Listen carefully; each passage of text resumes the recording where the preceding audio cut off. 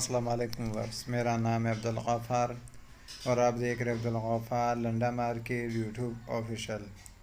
एक और नई वीडियो के साथ हाजिर हुआ वुड के बंडल के हवाले से। ये माल का आप विज़िट करते जाए देख रहे हो, एक 45 केजी में भी पड़ा है और 55 केजी में भी पड़ा हुआ है। ये माल का आप विज़िट करते जाए। वुड का जो है ना ये बंडल है, मर्दाना वुड का 45 केजी में भी पड़ा हुआ है और 55 केजी में भी पड़ा हुआ है।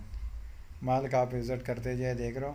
मर्दाना वुड का जो है ना ये बंडल है, ये देख रहे हो किस तरह जो है ना कलरफुल माल है, बिल्कुल साफ़ सुथरा क्रीम क्वालिटी में माल है। ये लंदन का जो है ना ये डायरेक्ट है, ये देख रहे हो 55 केजी में भी पड़ा हुआ है और 45 केजी में भी पड़ा हुआ है। कलरफुल माल है, यूके का जो है ना ये डायरेक्ट है, ये देख रहे हो।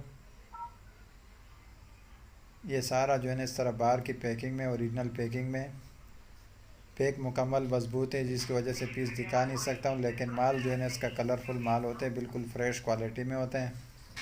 बिल्कुल जो है ना लंदन का डायरेक्ट है। ये 45 केजी में भी पड़ा हुआ है और 55 केजी में भी पड़ा है। अगले वीडियो के लिए इजाज़त दीजिए। अल्लाह हाफिज़।